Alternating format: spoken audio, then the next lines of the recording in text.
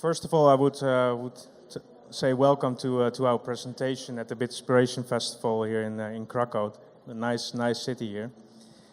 And we would like to thank Estimote for having us at this inspiring event.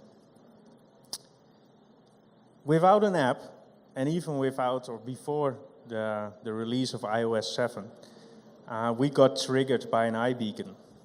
Jeroen and I are friends from since childhood, and we always planned to set up a business together, but never find a product to start with.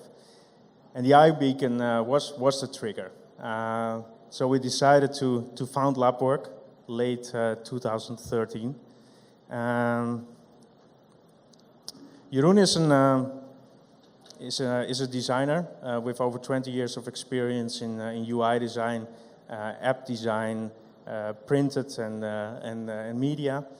And myself, I worked for over 12 years as an entrepreneur in telecommunications and software development. I had my own business in Germany for a long time.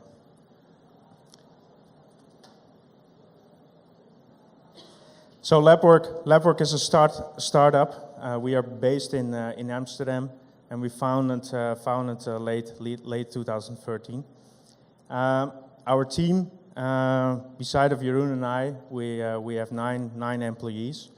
We have 5 people in development and 4 in sales and marketing.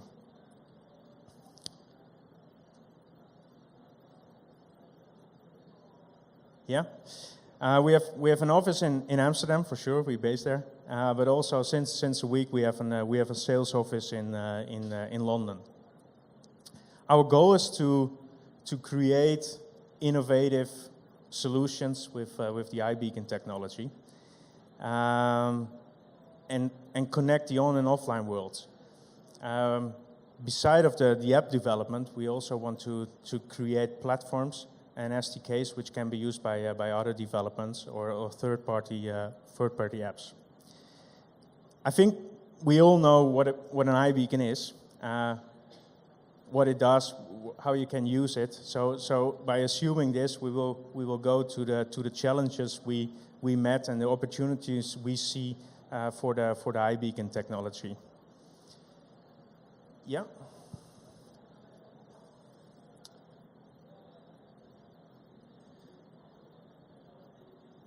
So maybe the biggest opportunity, it was also mentioned in the presentation of Estimote earlier today, is to provide location-based services.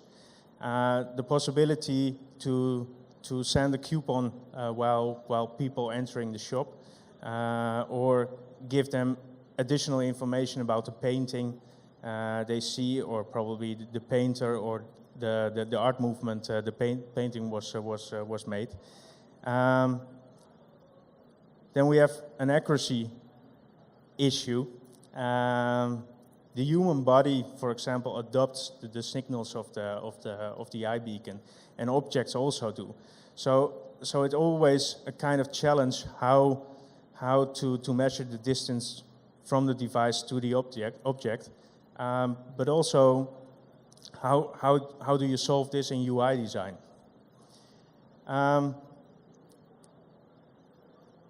In the early days of the iBeacons, which is not that far in the past, everybody started with coupons and retail and pushing, and we see a big challenge how you be aware of not spamming people. Nobody wants to get a coupon every 10 minutes or every time they visit the shop. They want to get personalized advertisements maybe. So you have to treat it with respect, see it as a service, another way of spamming. UI design, there are challenges. For example, you can, it's not really needed anymore that the user presses really oft a button, for example. All these decisions can be made on the position of the user and the positions to the beacon. And the user engagement and user interaction is also a big opportunity. Welcome people when they're entering your museum, or ask them to give their opinion about an artwork they just visited while they are moving to another one. By knowing these challenges and opportunities, we would like to link them to 3 products we developed and show you how we deal with the challenges and how we implemented the opportunities in these 3 case studies. Jeroen, can you press the next one? Thank you. The 3 case studies is MAP. It's our museum and theme park app. Then we will go to a navigation and location tracking system. And last but not least, we will guide you through a payment solution we are working on with a payment solution provider in the Netherlands. Jeroen will guide you through the local content part. I will do the positioning, and later Jeroen will pick up with the payment part. Up to you. Hi, thanks for staying. I would like to talk to you about the challenges of UI design, but also to provide the one who uses the app with the right kind of content, but also to display it on the right way and to understand it. And our challenges for local content is, like, first, appeal to all visitor types, provide a hands-on experience, offer a gamified educational component, and also increase visitors' engagement. I will walk through them all. So, as I started to be a designer like 15 years ago, I made websites, I made all kinds of presentations, also made videos. And to give a hands-on experience isn't that difficult. But with iBeacons combined with my knowledge and the things we do, it's just even more greater. In iOS 8, this is a screenshot of iOS 8, how it could look like. You could visit a venue, and if the venue has our map app, then you would see on the left side of the startup screen, you would see the icon. If you would press it, you would immediately go to the app of our museum or venue. And if you don't have the app, you will go to the App Store to download it.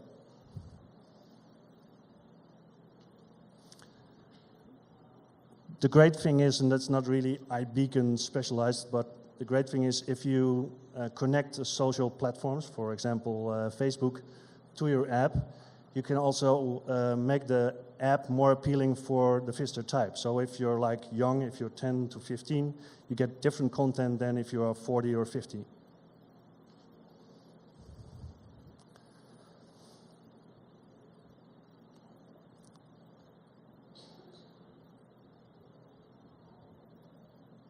With MAP, we created an hands-on experience, like an easy museum app that can be given to the smaller and a bit of larger museums to give their own app. We can create that within a couple of days. And the app is generic, so the customer can fill it up with his own content, and then it looks like his own app. As now we're working on an Italian map app for a zoo, and the funny thing is that we wanted to show local content. So if you are near the penguins, for example, you can see on the map that you're there. But the iBeacon knows where you are, and it will not only trigger the content for the penguin, but it will also show like different kind of animals that also live in the same environment as the penguin, and you can also read that content.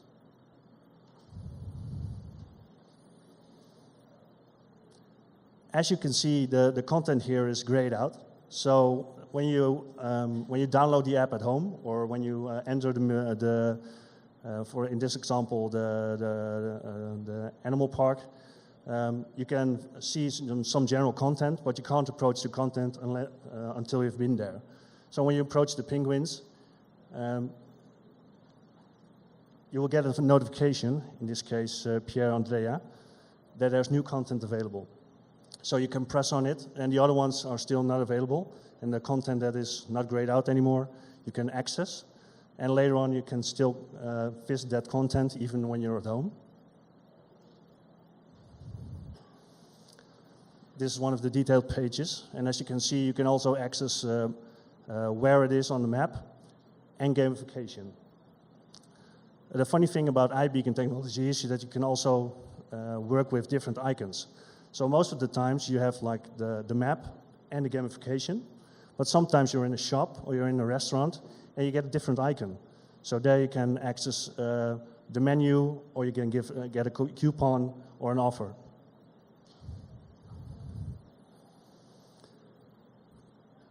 So we all remember when we were like students or like reached puberty, and we had to go to a museum. And we had to answer questions about paintings and stuff. And we didn't want to do it, and we just wanted to be stubborn. And we just filled something in and then handed it over to our teacher. The fun thing is that we connected the gamification towards the venues that you approach via iBeacons. So if you have approached the painting of the night watch, then you can answer the questions. And when you press the result, you immediately see if you have it right or have it wrong. But also, in the end, if you answered all the questions, you get a prize, or you get a reward, or you get a grade. And that content is in our CMS. And the teachers, for example, could see how long it took the student to answer the questions, and how he walked, and if he did answer all the questions. So that would be fun, I think. Here's an example of the right answer. Now, how to increase visitors' engagement? I think that's easy. Imagine if you go to a museum and you've been there like 3 months ago, and they have a new exhibition.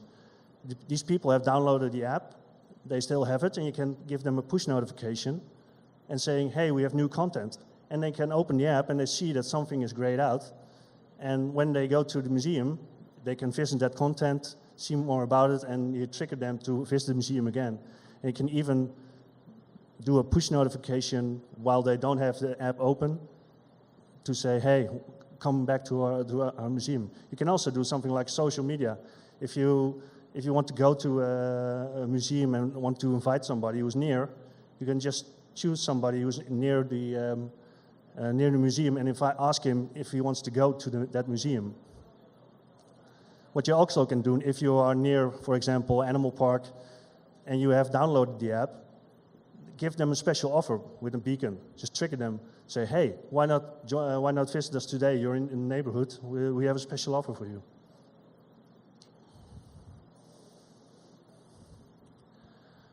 Now we're going to talk a little bit about position. I think it's my part. Yeah, that's your part. I want to hand it over to the microphone. Here you go. Thanks. Indoor positioning is a big advantage for venues. Not only for guiding your visitors through your venue or through your museum, but also be aware where they are. For example, we have a theme park in the Netherlands which uses our app and the backend, and they do a live tracking of the users and create a heat map where it's crowded. By knowing where it's crowded and where people, for example, wait in a line to access an exhibit, on hot days they move their ice cream and drinks sales point to these areas to increase revenue on that. As we did our first things with iBeacons, we pushed some coupons and we did some local content delivery. We thought it was time to start a real thing and triangulate the position of a device with 3 beacons. this is not something new. We all use GPS navigation system in our car to get from A to B. And the GPS navigation system works with signal strengths of the satellites and then calculate the actual position. So we said, well, let's do the same with iBeacons. And we were pretty good. It worked, and we were happy. And we decided to invite all our friends to our office and to see our cool stuff we did with beacons and triangulation and calculating the position of the device. And all friends came over. We started the demo, and it didn't work. And we said, no, it's not possible. We have to check. And the developer checked something, and it should work. Test it again. And again, it didn't work. We got bumping results. The blue dot was going crazy on the screen. So we figured out that it's to do indoor positioning and calculating the position is a bit harder than we initially thought. And we were a bit disappointed. And we started, for example, write estimate and a tweet. Do we something wrong, or is it not okay to use an iBeacon for positioning? We did the same with Apple and other vendors. And for example, in the Apple document, oh, it's gone. It says there's a Q&A, and the question is, can you use iBeacon technology for indoor positioning? And it says, well, not really, but if you use it for detecting, for example, the room you are in, or the floor level you are, or, well, some different ways you can use it. You can use it for positioning. So we didn't give up, and we changed our approach. Just a second. Another thing is, it's interesting to know and to think about the needed accuracy. When we talk with customers, accuracy is always an issue. After we shared our knowledge on the iBeacons, they're almost always a bit disappointed. So it's not possible to do it with an inch or 10 centimeters. And then we ask, what do you want to do with the beacons, and what kind of solution do you need? And then mostly we see that accuracy isn't an issue anymore. I'll give you an example. We don't want to set up a navigation system on a post stamp. We, for example, want to use the system to bring you back to your car you parked in the parking section. And for this, it's totally okay that when the system just brings you back to the section you parked in, you unlock your doors and you get the lights, and then you will see where your car is parked. So it's not needed to bring you really close to the car. Another nice thing of being aware of the position is that you can support the visit, for example, to an hospital by iBeacons. Welcome patients when they enter the hospital. Ask them where they go. Guide them through the hospital, and help them with their visit. So by knowing all these, we changed our approach, and we set up a system where we divide a map in several sectors, and each sector has 4 beacons, and with ranging these beacons, we get values, and we are able to detect the sector which the user is in. With this, we get an if needed, an accuracy of 3 to 5 meters, which is well, for a lot of solutions really suitable. The systems comes with a backend where because we also want to to give it to third-party developers, where you can load the map, and you get the grid system. You get an installation guide how you have to install your beacons with which settings and so on. And with the backend, we also deliver an SDK to integrate it in third-party apps. Now I want to show you an example of this support of a visit we did for a pilot in a town hall in the Netherlands. As soon we get a welcome notification, and then we get a question where you want to go, and we said we want to do a driver license renewal. After pressing the button, we get a message where to go, and as soon we are in the right waiting room, we got also a confirmation, and it says, well, wait for your call.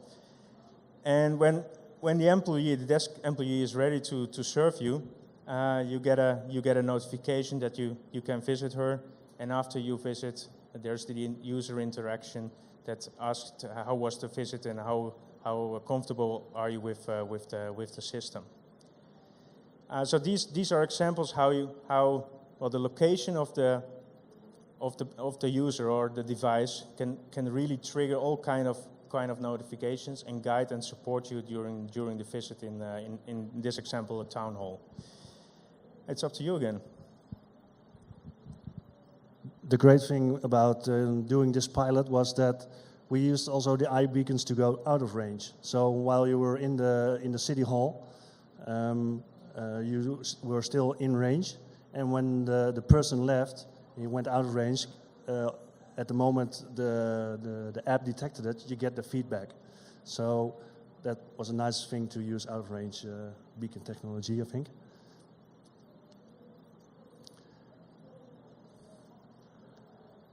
Now the next thing we are preparing, it's not finished. We're working together with a payment provider in the Netherlands, and we wanted to do payment. And I think payment won't be something like NFC, holding your card next to a device and then pay. But I think payment with using iBeacon technology is a part of the workflow. So it can be easy as 1, 2, 3, as you see. We have some statistics, like 84% of the smartphone shoppers use their phone while shopping, comparing products, see what it would cost, what kind of variations there would be. 25% they spend more than 25% while using mobile shopping. And I think in the next 5 to 10 years, your phone will be the way you will pay. Now we have cash in our pockets, but in 5, 10 years that will be gone. There needs to be more incentives than just easy payment. Think of loyalty. It has to give you something more to use that kind of payment. So if I want to use mobile payments, then give me a reason why to do that instead of paying with cash. And it doesn't need to be sexy. Payment is something that says security and has to be really well thought about, and it doesn't need to be sexy, it just needs to do the job.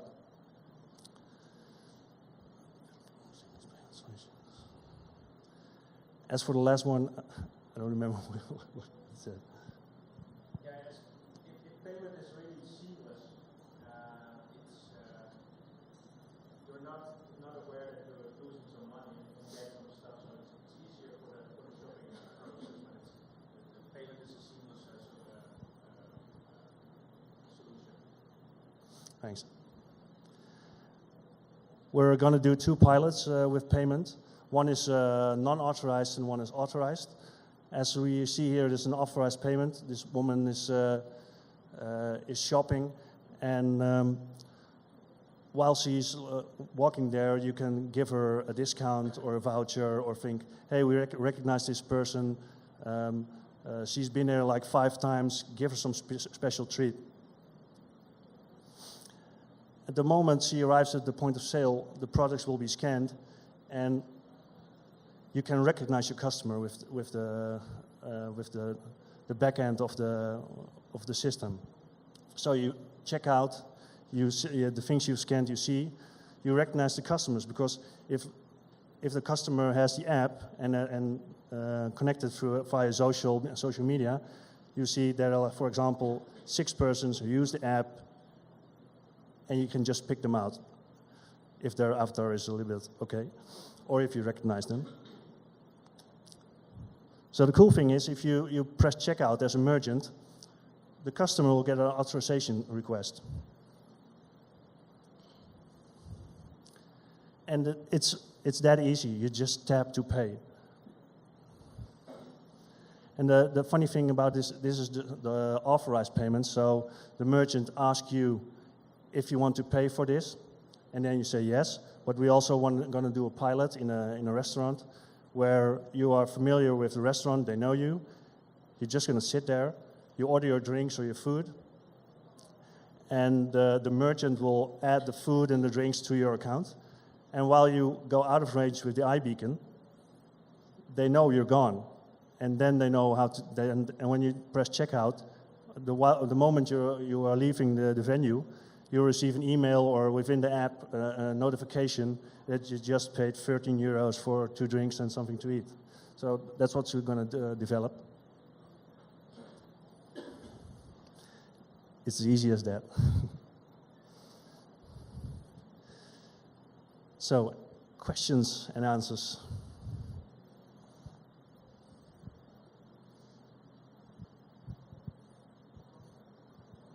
Yeah, Jacob, too. Yeah, so thanks for the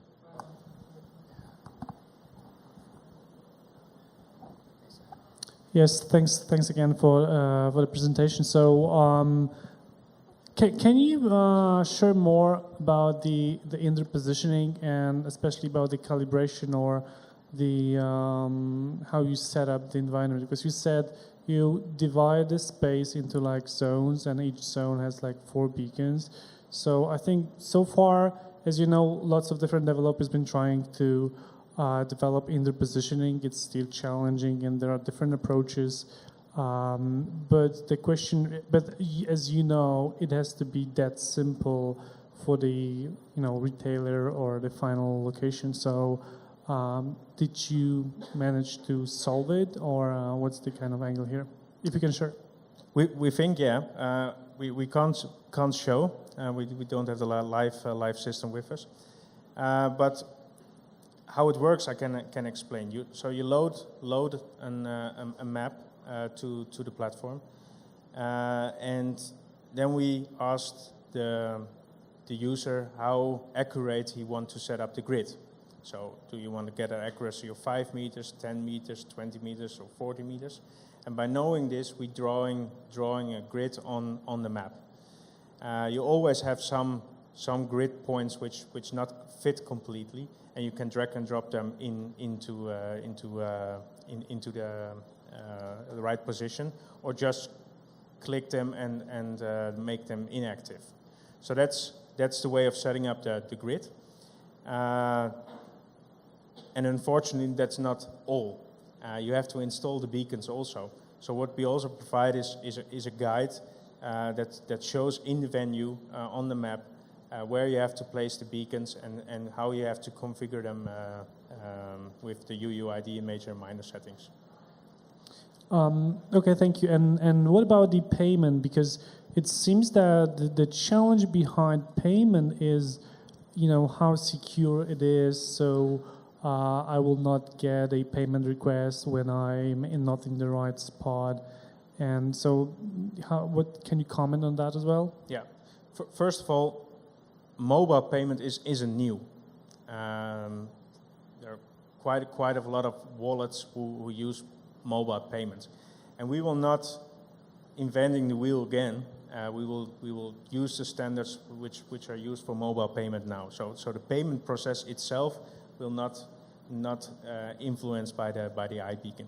We only use the iBeacon to detect a customer and detect a wallet user, and while detecting at the point of sales, the merchant can select the right customer and bill it.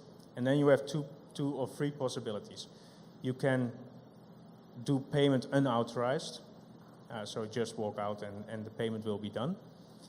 normally you do it only for merchant you visit often and you have a connection with. You can set up a certain amount for unauthorized payments. Oh, difficult word.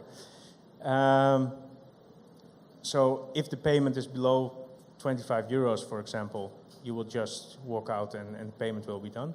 If it's above, you will get a payment request from the cloud, which says, "Are you okay with the payment?" And then the third option is to do it totally authorized, so you always have to tap to pay. Okay, thank you. Welcome.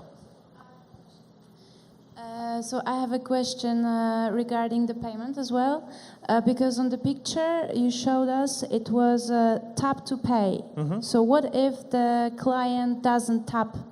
What is the solution for that? Then the payment will be rejected, and the merchant will get an info on the terminal. So if you're not tapping within 5 seconds, for example, the payment will be rejected, and there should be another way to dishwashing or something to do the payment. Okay, yeah. So you have another solution for that? I mean, you have this solution already? No, well, it's really normal that payment doesn't work. For example, if you pay with your credit card and you don't have credit, the merchant also get an information that the payment didn't succeed, and then you have to find another payment solution. So I think that's quite like other payment forms, that if the payment is not working well, or your amount, your deposit is completely used, or all other ways the payment will not be processed, the merchant get a notification on his terminal. And the customer is still in the shop. Yeah, exactly. Because as far as I understood on the picture, the customer is out of the shop. Mm-hmm. So basically, if I can eat something or drink something in the restaurant, I can go out, and if I want, I can pay, and if I don't want, I don't pay. And what's then? Yeah, it can be a risk of the wallet owner, so the company who is offering the wallet. But you also can, for example, do a reservation on a credit card, that you will always know that payments till 300 euros, for example, will be accepted. Or you can set up direct debit systems where you use SEPA direct debit to get the money.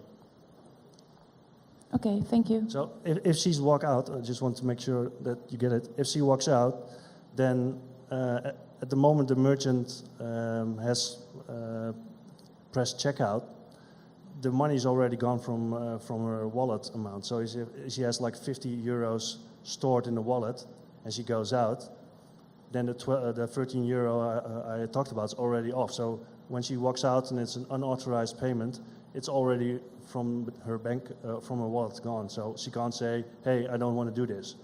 And I think if they took the wrong person, there will probably be something in the app say, "Hey, this is a wrong payment," and then that's also a risk for the merchant to say, "Okay, this 14 euros has been done wrong," and that's the same as somebody just orders and walks out of the restaurant, or say, "I don't have any money and I have to wash up." So. Thank you. Any other questions? Okay. Hi guys. A short question about the POSIS, the green slides. Remember, you mentioned that you have some kind of manager with the SDK. Can you give us a little bit more information about that? Is it available, publicly, or is it the tool that you're actually using internally with your clients? Today we use it internally, but we'll finalize it and we will launch it in I think begin September for a bigger audience to test and play with, and it will come with a trial version of 30 days, and after that you have to pay a license fee for using the system. Awesome. So it allows you to actually manage the setup process as well as managing the ongoing installation. Yeah. So yeah. both. And also the SDK where the ranging is in, background ranging, awesome. Detecting of the active sector. And then by knowing the active sector, you as a developer can set up navigation or push content when you're in a certain sector and so on. Awesome. Thank you. Welcome. Any other questions? And we would like to thank you for Okay. for We joining also us. Thank you very much. Big applause, please.